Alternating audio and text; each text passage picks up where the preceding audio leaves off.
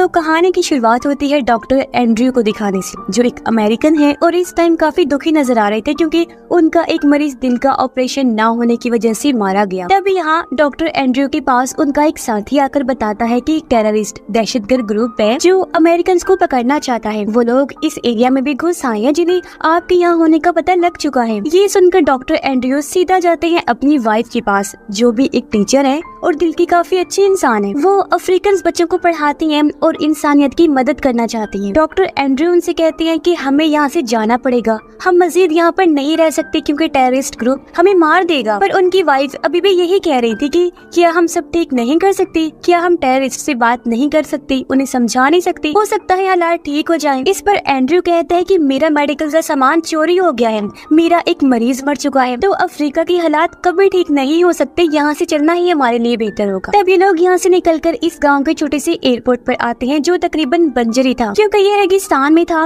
और यहाँ एक इकलौता ही प्लेन था जिसमें बैठकर इन्हें यहाँ से जाना था। प्लेन की हालत भी ज्यादा ठीक नहीं थी, इसलिए पायलट जो बहुत ही लालची है वो लोगों और बहुत सारे सामान को ले जाना चाहता है। दूसरे मुसाफिर जो भी अमेरिकन ही थे वो भी यहाँ से जाना चाहते थे। इनमें 3 लोग शामिल थे, एक का नाम मैक्स था और बाकी उसके दोस्त थे। एक ब्लैक मैन था जो दिल का काफी अच्छा इंसान है और इन सब का हेड था, वो भी साथ जाता है। आखिरी दफा एंड्रयू की वाइफ अपने अफ्रीकन साथी को अलविदा कहती है, जिस पर वो दुख के साथ कहता है कि मुझे अफसोस है इस बात पर कि हमारे मुल्क के टेररिस्ट की वजह से आपको यहाँ से जाना पड़ रहा है। एंड्रयू पायलट के पास गया जिसका नाम ग्रन था। जाहिर है वो लालची इंसान है, इसीलिए इनसे काफी ज्यादा पैसे मांगता है। एंड्रयू ग्रन को पहचान लेते हैं, उसे कहने लगे कि तुम वही पायलट हो ना जिसने मेडिकल का सामान लाना था, जानते हो वो सामान ना लाने की वजह से मेरे कितने सारे मरीज मारे गए और जो सामान मैंने अमेरिका भिजवाना था वो भी चोरी हो गया है। ये बताकर एंड्रयू उसे समझाते हैं कि इंसानियत के साथ इस तरह नहीं करना चाहिए, ये बहुत बुरी बात है। यानी कि एंड्रयू और उनकी वाइफ दोनों इतने अच्छे हैं कि वो हमेशा चाहते हैं कि हमारी वजह से इंसानियत का भला हो जाए और वो सोचते हैं कि शायद हमारी बातें ग्रन पर असर कर जाएं और वो मुतासिर होकर अच्छा इंसान बन जाए। प्लेन में ज्यादा सामान नहीं रख सकते थे, इसलिए लालची ग्रन यहाँ फिर से कहता है कि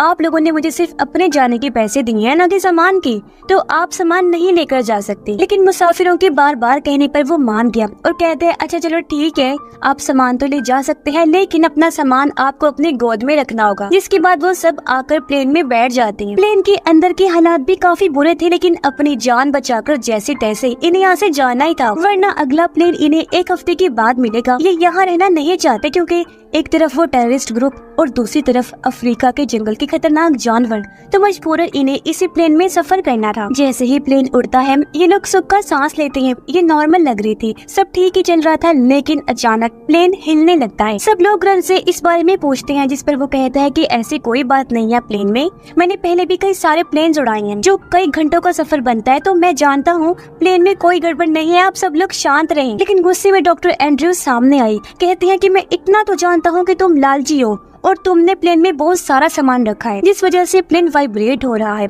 अगर ऐसे ही चलता रहा तो जल्दी प्लेन तबाह हो जाएगा। ग्रन कहता है भाई ऐसी कोई बात नहीं है, आप चुपचाप अपनी सीट बेल्ट लगाकर बैठ जाए, मुझे मेरा काम करने दे, तुम्हें इन चीजों का नहीं पता। लेकिन फिर कुछ ही देर में प्लेन बहुत जोरों से हिलने लगता है और उसमें आग लग जाती है और अब वो तेजी से जमीन की तरफ बढ़ने लगता है। अगले कुछ ही सेकंड्स में प्लेन जमीन पर गिर जाता है। प्लेन की तबाह होने से कुछ मुसाफिर मारे जाते हैं जबकि बचने वाले लोग भी जख्मी हो गए थे। एंड्रयू हिम्मत करके उठा, आसपास जलती हुई चीजों को देखने लगता है। मैक्स भी बच जाता है और एक दूसरा लड़का भी, लेकिन मैक्स की दोस्त इस क्रैश में जिंदा नहीं बच पाई, वो मर जाती है, जबकि एंड्रयू, ग्रन और हेड भी बच जाते हैं। एंड्रयू अपनी वाइफ के पास आया जिसकी हालत तो बहुत खराब है क्योंकि वो बुरी तरह सामान के नीचे फंसी हुई है, काफी जख्मी भी है क्योंकि उसकी टांग टूट चुकी है। एंड्रयू अपनी वाइफ को वहाँ से बाहर निकालने की कोशिश करता है लेकिन वो इतनी बुरी तरह फंसी हुई थी कि लाख कोशिश के बाद भी नहीं निकल पाती।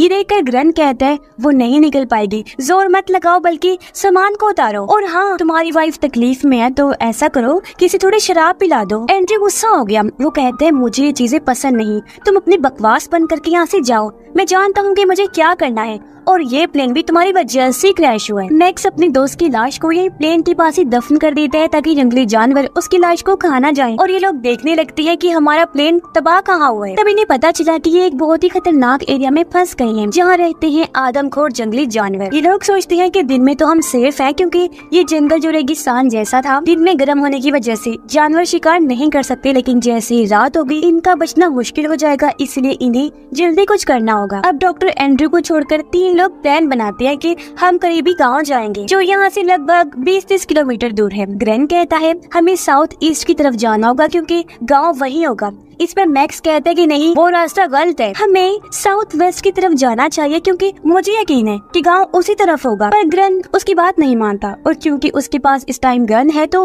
वो ही सबका बॉस था और कहता है कि अगर तुम लोगों को अपनी जान प्यारी है तो मेरे साथ चलो। वो एंड्रयू को भी साथ चलने का कहता है पर उन्होंने मना कर दिया क्योंकि वो अपनी जख्मी वाइफ के पास रहना चाहते थे। सब लोग एंड्रयू को काफी कहते हैं चलने के लिए। इस पर उनकी वाइफ कहती है कि हमें अपनी किस्मत पर यकीन है, गॉड पर भरोसा है कि वो हमें जरूर बचा लेंगे। एंड्रयू भी अपनी वाइफ से बहुत प्यार करती है तो किसी भी सूरत उसे अकेला छोड़ के नहीं जा सकते। वो अपने साथियों को कहते हैं कि अगर गाँव कुछ दूरी के फासले पर है तो तुम वहाँ से मदद ले आना, तब तक मैं यही रुक कर अपनी वाइफ का ख्याल रखूंगा। जिसके बाद वो लोग गाँव की तरफ अपना सफर शुरू कर देते हैं, जबकि एंड्रयू और उनकी वाइफ टूटे हुए प्लेन में बैठकर मदद आने का इंतजार करने लगते हैं। उनकी वाइफ तो पूरी तरह हिम्मत हार गई थी, ऐसा लग रहा था जैसे या तो वो मदद का इंतजार कर रही है या फिर मौत का। जिसके साथ ही वहाँ जंगली जानवर इनके करीब आने लगते हैं। बेशक दिन है लेकिन वो इन्हें देख सकते थे। उधर ग्रैंड और बाकी सब इस रेगिस्तानी इलाके में गुम हो जाते हैं। चलते चलते उन्हें आधा दिन हो गया था लेकिन अभी तक वो गाँव नहीं पहुँचे हैं। थकावट से उनकी हालत भी बहुत खराब है, प्यास की शिद्दत से जमीन पर गिर पड़ते हैं, एक कदम भी आगे नहीं बढ़ा सकते। तब ग्रैंड उन्हें पानी पिलाते हैं और ये लोग अपनी आखिरी पहाड़ी की तरफ बढ़ने लगते हैं। पर ये क्या, इन्होंने देखा कि इतना सफर काट कर हम यहाँ आए हैं लेकिन आगे भी बस रेगिस्तान नुमा जंगल है, वापसी का रास्ता भी इन्हें मालूम नहीं, यानी वो बुरी तरह यहाँ पर फंस गए थे। ये देखकर मैक्स ग्रैंड से गन छीन लेते हैं और उसे कहता है कि देखो हम तुम्हारी वजह से यहाँ फंस गए हैं, जल्दी मर जाएंगे। सबको गन दिखाकर कहता है कि अब सबको उसी रास्ते पर चलना होगा जिस पर मैं जाऊंगा। लेकिन बाकी लोग तो ग्रैंड के साथ ही रहना चाहते थे। वो सोचते हैं कि जिस रास्ते से हम आए हैं अगर इसी पर चल दे तो अपने प्लेन के पास वापस पहुंच सकते हैं और फिर दूसरी डायरेक्शन में जाकर हम गांव में भी पहुंच जाएंगे, इसलिए वो वापस की तरफ जाने लगते हैं। जबकि मैक्स अकेला ही अपने रास्ते की तरफ चल पड़ता है। वो लोग बड़ी मुश्किल से भारी कदमों और प्यास की शिद्दत के साथ प्लेन तक पहुंच जाते हैं।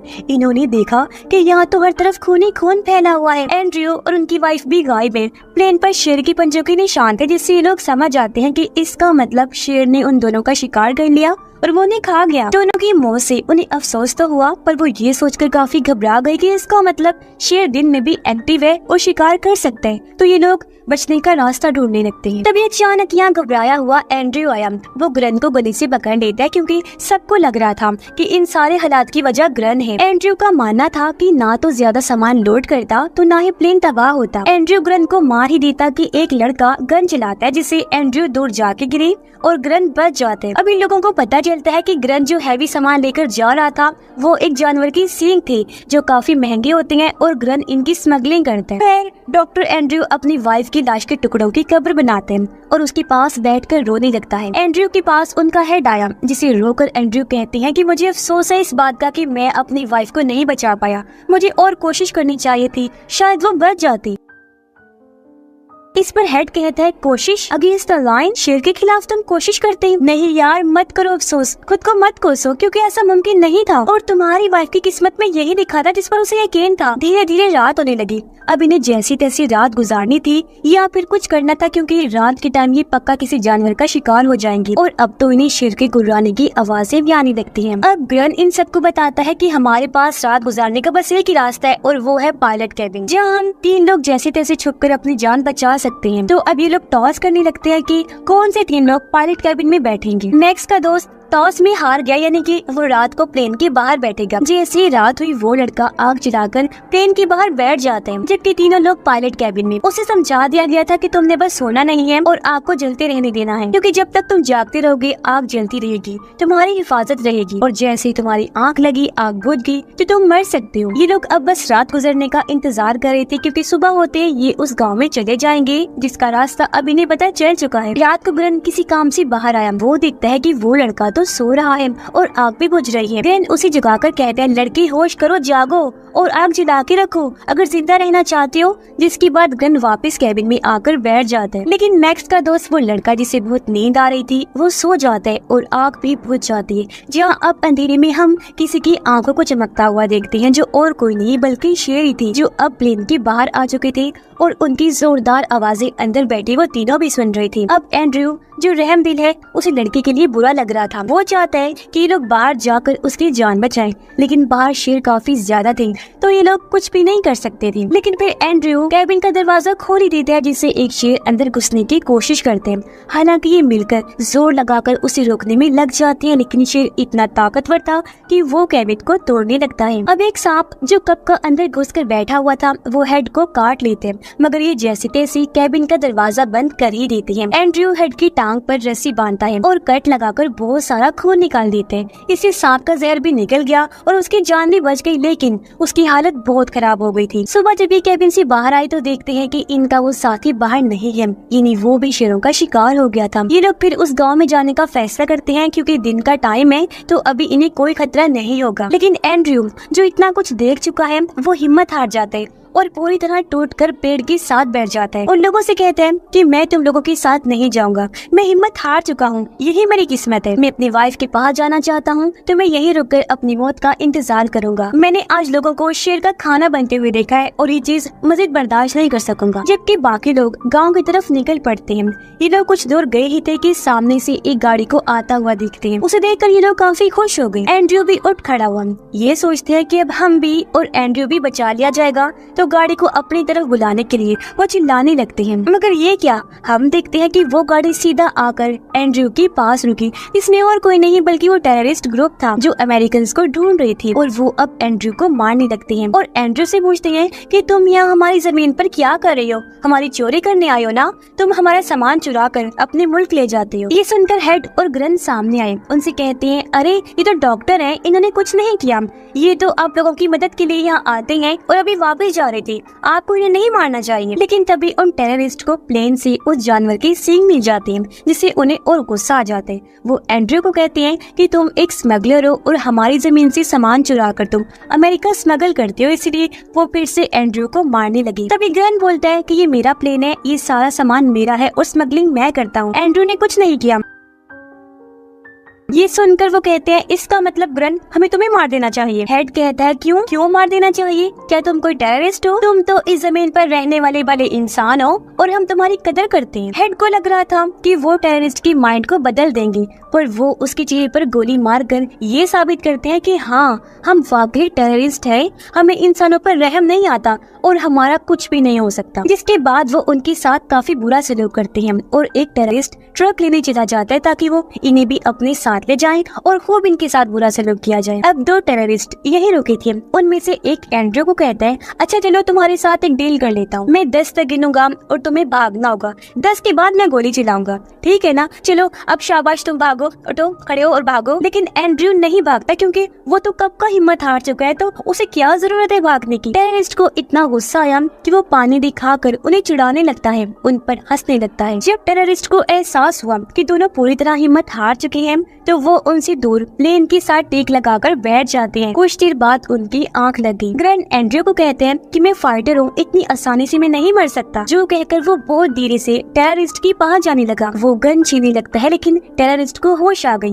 वो जैसे गन पर शूट करता है तो पता चला कि गन में तो गोली ही नहीं है। दूसरा टेररिस्ट भी जाग गया, लेकिन इससे पहले वो गन पर शूट करता एंड्रयू उसे काबू करके गन छीनने की कोशिश करता है। इस चक्कर में गोलियां चलने लगी और दोनों टेररिस्ट मारे जाते हैं। तब ग्रैंड एंड्रयू से कहता है, देखो हमने इन दोनों को तो मार दिया, तो अब तुम्हें मेरे साथ चलना होगा। तुम्हें अपनी वाइफ का सपना पूरा करना है और मुझे सुधरना है। मुझे एक मौका दो ताकि मैं अपने सब गुनाहों की माफी मांग सकूं। तो अब चलो मेरे साथ, मैं तुम्हारी मदद करके तुम्हें शहर तक ले जाऊंगा जहाँ तुम हजारों मरीजों की मदद कर सकते हो। इसलिए एंड्रयू उसके साथ चल पड़ता है, लेकिन उसकी हालत बहुत खराब थी। ये लोग जैसी तैसी आगे बढ़े। ये गाँव के करीब ही थे और इनके सामने पत्थरों की छोटी सी पहाड़ी थी जिसे पार करके इन्हें उस पार जाना था। अब ग्रंथ बड़ी मुश्किल से एंड्रयू को ऊपर चढ़ा तो देते हैं, लेकिन ये क्या, उसने देखा कि सामने से खूंखार शेर आ रहे हैं। ये लोग पहाड़ी पर ही थे, इसलिए शेर इनकी खून की स्मेल करते हुए पहाड़ी की तरफ आने लगते हैं। लेकिन क्योंकि वो पहाड़ी के ऊपर थे और छुपे हुए भी थे, तो शेर इन्हें देख नहीं पाते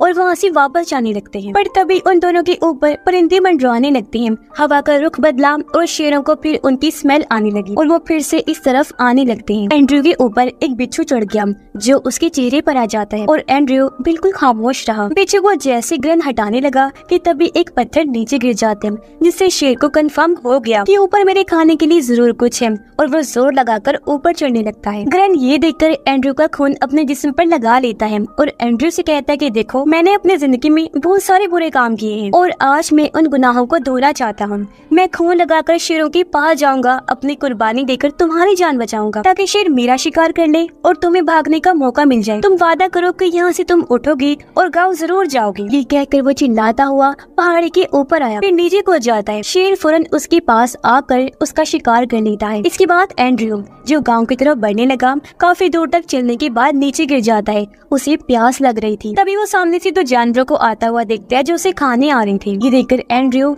आसमान की तरफ देखकर कहता है, क्या मेरी किस्मत में बस यही लिखा था कि ऐसी फजूल मुर्दाखोर जानवर के हाथों में मरूं? अगर मेरी मौत ही लिखनी थी तो कम से कम शेर के हाथों होती। ये कहकर एंड्रयू दोबारा से फुल हिम्मत के साथ खड़ा होता है। वो जानवर भागकर एंड्रयू की तरफ आने लगे, लेकिन अचानक बादल गरजने की आवाज से वो जानवर वहाँ से भाग जाते हैं। तभी बारिश होने लगी। एंड्रयू वही जमीन पर लेटकर बारिश का पानी पीने लगा और अपनी इतनी देर की प्यास बुझाता है, जिसके बाद वो बेहोश हो जाता है। अब जब एंड्रयू की आंखें खुली तो उसके सामने उसका वही साथी था जिसने एंड्रयू को आकर टेररिस्ट का बताया था। वो सहारा देकर एंड्रयू को उठाता है और उसकी जान बचाकर यहाँ से ले जाता है। यानी कि एंड्रयू अब सेफ था और उसकी किस्मत में जिंदा रहना लिखा था, क्योंकि उसने आखिरी टाइम में हिम्मत से काम लिया था और वो अब गाँव भी पहुँच जाएगा। जिसके साथ ये कहानी भी इधर ही खत्म हो जाती है।